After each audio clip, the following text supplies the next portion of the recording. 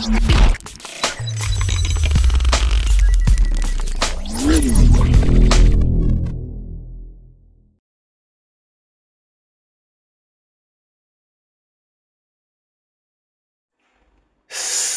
à tous, on se rejoint aujourd'hui pour une nouvelle vidéo de test avec aujourd'hui le Redmi K50 Ultra. Donc, mes petites oreilles me disent que ce Redmi K50 Ultra sera vendu en France sous le nom de Xiaomi 12T. C'est pour ça que j'ai mis ça dans le titre. Alors, apparemment, ce sera le Xiaomi 12T en France. On n'aura peut-être pas le même processeur. Alors, je ne sais pas trop encore. Il y aura sûrement les mêmes caractéristiques, mais niveau processeur, on parle d'un Mediatek le 8100 à la place du Qualcomm 8 Plus génération 1, ce qui serait dommage. Hein. Ou sinon, ce serait le 12T Pro. Voilà, mais il arriverait sûrement sur 12T, 12T Pro en France. Donc c'est un téléphone qui est vendu sur la boutique Trade in Shenzhen au tarif de 517 euros, je crois, c'est pas trop cher, donc j'ai pris le modèle entrée de gamme. On va commencer à s'intéresser au design et aux caractéristiques. Bien sûr, je vous mettrai un lien d'achat en dessous dans la description. Après, la petite réclame, si tu veux t'abonner, tu peux faire un petit commentaire, un petit pouce bleu, tu peux t'abonner, c'est gratuit. Et après, si vraiment tu veux nous soutenir un peu plus, tu peux faire un petit don sur Tipeee avec le bouton jaune sur YouTube. Voilà, tout simple. Tout simple et efficace. Allez, on va s'intéresser maintenant à la bête. Donc, ce fameux futur peut-être 12T ou 12 Trepo, on ne sait pas trop encore, hein, mais bon, c'est un peu comme ça que ça fonctionne, c'est Xiaomi. Donc 75,9 sur 163,1 sur 8,8 mm d'épaisseur pour un poids de 202 grammes. Alors, niveau design, il est plutôt quelconque. Hein, on aura le petit trou en dessous là, tout simple, comme tous les téléphones maintenant, enfin l'appareil photo. Donc l'appareil photo, ce sera un 20 mégapixels, un IMX596 de chez Sony, avec une reconnaissance faciale. Voilà, qui marche plutôt bien. Au niveau des bordures, et on peut voir que c'est pas tout fin, hein. On n'est pas sur du haut de gamme, on est sur du rapport qualité-prix. C'est un Redmi, en fait, c'est un Redmi en Chine. Hein. Donc Redmi, vous le savez, c'est du rapport qualité-prix, même s'il monte un peu en gamme par moment. Voilà, donc niveau des bordures, ben, c'est pas tout fin. C'est un design plutôt passe-partout, plutôt simpliste, hein, j'ai envie de dire. Et voilà. Bon, bah après, bon, écoutez, pour l'instant, on va dire tous les modèles qui sortent, c'est un peu comme ça chez Xiaomi. Pas tous, il y en a qui sont un peu avant-gardistes, il y en a qui sont un peu classiques. Bon, ben là, c'est du classique. Il existe en 4 couleurs, en noir, en bleu, en gris et en gris électrique. 86% ce que prend l'écran par rapport au surface totale du téléphone, dû les grosses bordures, c'est pour ça qu'on a un score qui n'est pas plus élevé. Un écran de 6,67 pouces de type AMOLED avec un capteur d'empreinte sous l'écran. Donc, comme d'hab, hein. Bon, il marche plutôt bien le capteur d'empreinte. Il est peut-être un peu bas. Voilà, il est peut-être un peu bas parce qu'il est juste là, tac, mais il est plutôt rapide et efficace. Alors c'est pas un ultrasonique hein, comme chez Vivo IQ, mais il marche plutôt correctement. On est sur une résolution Full HD+, donc définition 2712 x 1220. Un écran qui peut monter jusqu'à 120 Hz, ça c'est plutôt pas mal, donc ou 60 ou 120 ou en mode auto. Donc moi le test a été fait en 120, bien sûr, je peux plus me passer du 120, et parce que le 60 je trouve ça maintenant, franchement je trouve que ça lag en fait, je trouve que c'est pas très fluide. Ouais, quand tu t'habitues, c'est un peu normal. L'écran, ils ont mis le paquet sur l'écran. Alors, tu as le Gorilla Glass Victus, le dernier modèle, le Gorilla Glass 7. Donc, il y a un film qui protège, plus le Gorilla Glass 7 que tu retrouves sur tous les modèles haut de gamme de Xiaomi. Le Dolby est certifié Dolby Vision, HDR10+, et DisplayMate A+. Donc voilà, donc un écran qui est quand même apparemment de très bonne qualité. En dessous, on aura le type C, on aura le double non-SIM, on aura haut-parleur stéréo JBL, donc certifié Dolby Atmos aussi. Bon, Dolby Atmos sur un téléphone, t'imagines bien que, hein, voilà quoi. Sur le côté de gauche, on aura rien. Côté droit, on aura le bouton volume plus moins plus le bouton power. Au-dessus, comme d'hab, bon, le deuxième haut-parleur et le port IRC qui fait office de télécommande, un port infrarouge. À l'arrière, on a une coque qui est plutôt simpliste, très simple, voilà, très simple. Et le bloc photo qui ressort pas trop, c'est plutôt discret. Voilà, on est loin de ce que peut faire maintenant avec les téléphones beaucoup plus chers. C'est super discret, c'est du 108 mégapixels Samsung HM6 ouverture 1.73, un 8 mégapixels pour le grand angle et un 2 mégapixels pour le macro. Je vous l'ai dit, le tout animé par le Qualcomm 8 Plus génération 1 avec l'Adreno 730, donc le plus haut de gamme que tu peux avoir actuellement. Donc on a un flagship killer dans les mains là, d'un téléphone, 517 euros, tu as le niveau puissance, tu as le top du top. Vous allez voir qu'en photo, c'est pas mal du tout. Donc honnêtement, mis à part le design passe partout, et je vais pas vous spoiler, mais le téléphone il est plutôt bien. 5000 de batterie, recharge rapide 120 watts, donc ça c'est plutôt pas mal aussi, c'est 16 minutes pour de 0 à 100, donc s'il est à 50%, ben 8 minutes, c'est de la patate. Bluetooth 5.3, la dernière norme Bluetooth, même si elle n'est pas très répandue encore sur les casques et les appareils connectés. Alors pour les bandes 4G, bien sûr, alors là, je vais te montrer, hein. Je suis sur puce SFR. Pour les bandes 4G, il manque B20, B28. B28 au pire, c'est pas très grave. La B20, elle est importante chez certains opérateurs, mais il faut que tu te dises qu'il y a 4 bandes antennes réseau, et donc du coup, il t'en restera 3 sur lesquelles tu vas capter. Et tu peux voir que moi, moi où j'habite, c'est pas une grande ville, hein, c'est une petite ville de 40 000 habitants, 30 000 habitants, même je sais pas exactement. Et je suis en 4G+, et je suis parti en vacances avec, et j'ai pas eu de soucis pour capter de partout où je suis allé. Donc, en week-end, pas vacances. Voilà. On passe à la suite. Allez, on passe à l'écran rapidement, je vous le dis, l'écran, il n'y a rien à dire, un très bel écran de très bonne qualité. Alors, j'ai pas l'indice, hein, ils ne disent pas. Je sais pas si c'est du 1000, du 1002, du 1005, là, en luminosité max, hein, bien sûr, en pic de luminosité, je sais pas du tout. Voilà, donc je peux pas vous dire. Même à l'œil nu, je ne pourrais pas vous dire, c'est pas la peine, je vais pas inventer, je vais pas vous dire 1002 ou 1005, je sais pas, je peux pas inventer. Donc l'écran, il n'y a rien à dire. On passe à la partie logicielle. Partie logicielle, donc on a quoi? L'accéléromètre, le gyroscope, champ magnétique, le compas, capteur de lumière, capteur de proximité qui marche très bien, le capteur d'empreinte, je vous l'ai dit, le capteur de reconnaissance faciale, et puis voilà. Voilà, donc niveau logiciel, on est sur une surcouche de chez MUI, bien sûr, MUI en version... Pourquoi le calendrier s'ouvre? Je veux ouvrir les paramètres. MUI en version 13.05, bien sûr c'est une version chinoise, c'est un téléphone qui est français et anglais et chinois, bien sûr, vous le savez. Donc plusieurs solutions, voilà, la plus simple c'est que tu le gardes comme ça et tu installes More Local 2 qui te permet d'avoir les applications en français et allez, 15% des paramètres, oui, parce que là, je sais pas, en ce moment, c'est ce qui se passe, hein.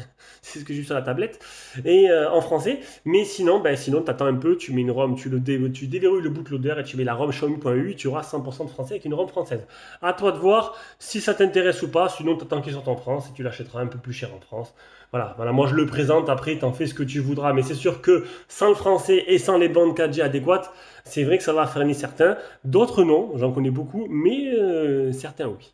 Donc partie logicielle, on est sur une surcouche MUI, hein, vous le savez, MUI c'est très bien, c'est superbe, c'est personnalisable plein fouet, c'est une usine à gaz, tu peux faire plein de trucs.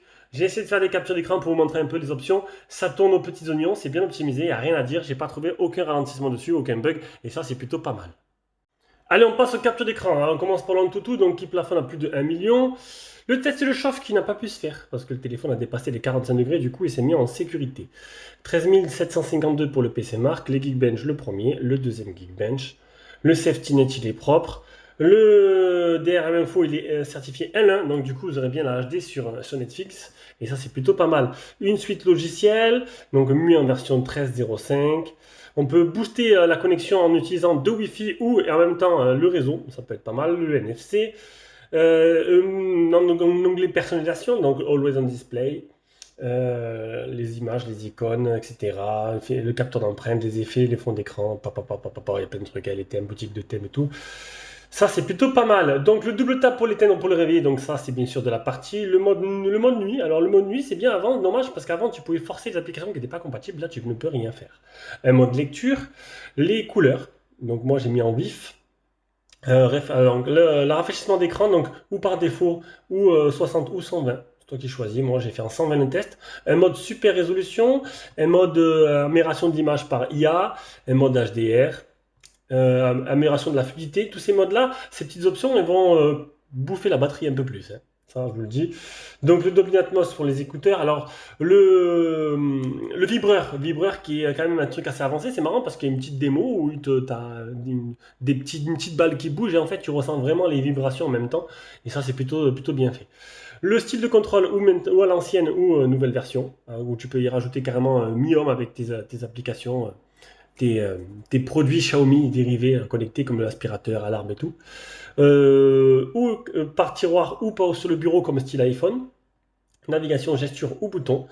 Dual application. Alors ce qui est bien chez Xiaomi, je crois que c'est les seuls, tu peux copier, tu peux faire deux applications sur n'importe quelle application. Avoir deux comptes sur n'importe quelle application, c'est plutôt bien. Les gestures, donc double tap, capture d'écran 3 doigts, etc. Il y a pas mal de petites gestures qui sont données avec. Le quick ball, c'est un petit rond sur l'écran, tu appuies, ça te fait des petits raccourcis. Le mode une main, l'extension de mémoire, donc ça utilise 3 Go de RAM, tout simplement de 3 Go de RAM de la mémoire de stockage qui se rajoute à la RAM, tout simplement. Les petites spéciales features, c'est les trucs en version bêta. Donc ça, t'appuies, on s'en fout. L'assistant caméra frontale pour améliorer la qualité de tes visios. Un second espace, un espace enfant. MUI Lab et mode Little. Le mode Little, c'est un mode pour les personnes âgées ou pour les enfants suivant qui utilisent le téléphone. L'autonomie, sur l'autonomie, donc avec un écran 120 Hz, écran avec 2h31, écran allumé sur 12h48, j'ai utilisé donc 2h31, il me restait 69%. Donc franchement, j'ai utilisé que 30% sur la journée. C'est vraiment très peu, 31% avec 2h31 d'utilisation. Franchement, là, c'est un téléphone qui devrait largement dépasser les 2 jours. Et on arrive au GPS test. 42 satellites fixés sur 65, 3 mètres de marche, c'est plutôt très bien. Allez, on passe à la partie photo. Donc, je le répète, un 108 mégapixels Samsung HM6 ouverture 1.73 pour le principal, un 8 mégapixels grand angle, un 2 mégapixels pour le macro. Donc tu as un mode pro, un mode document, un mode vidéo qui te permet de filmer jusqu'en 4K 60 fps, un mode macro en 2 mégapixels, un mode photo, un mode portrait, un mode nuit et un mode plus 108 mégapixels, short vidéo, panorama, vlog, slow motion, timelapse, sticker avatar, movie effect, high watermark, exposition, dual vidéo et clone. Donc comme d'habitude, je vous ai mis un lien Google Drive avec toutes les photos que j'ai prises avec le téléphone, histoire d'avoir un aperçu de ce que ça peut donner. C'est plutôt pas mal, j'ai bien aimé. Voilà. Donc là, je vais mettre toutes les photos maintenant que j'ai prises et puis on revient directement à l'appareil photo frontal.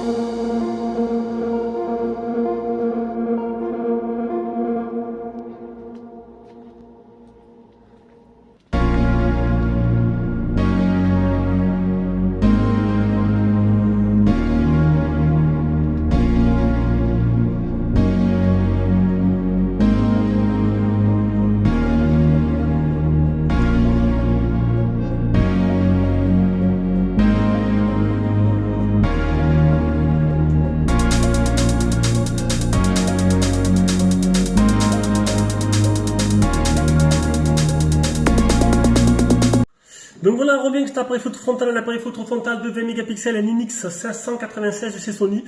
Donc tu as pu voir toutes les photos que j'ai prises. Franchement, pas mal, hein? Pas mal du tout. Je trouve que j'ai été assez satisfait. L'autofocus était bien présent. Bon, de nuit, bien sûr, on n'est pas sur du avec Vivo, hein, ça éclaircit un peu la scène, mais c'est pas non plus fantastique, hein, on n'y va pas en plein jour comme peut faire cette marque-là. Donc on va dire chaque marque maintenant a ses petites particularités, mais on va dire que maintenant, niveau photo, on est arrivé à un point où presque tous les modèles se ressemblent. Il y en a un qui est un peu plus meilleur dans certains modèles que d'autres, hein, on le sait suivant les marques. Là, c'est plutôt pas mal, et puis voilà, tout simplement. Allez, dernière partie de test, la partie son communication qui est très bon comme d'habitude, c'est Xiaomi. On va écouter les haut-parleurs.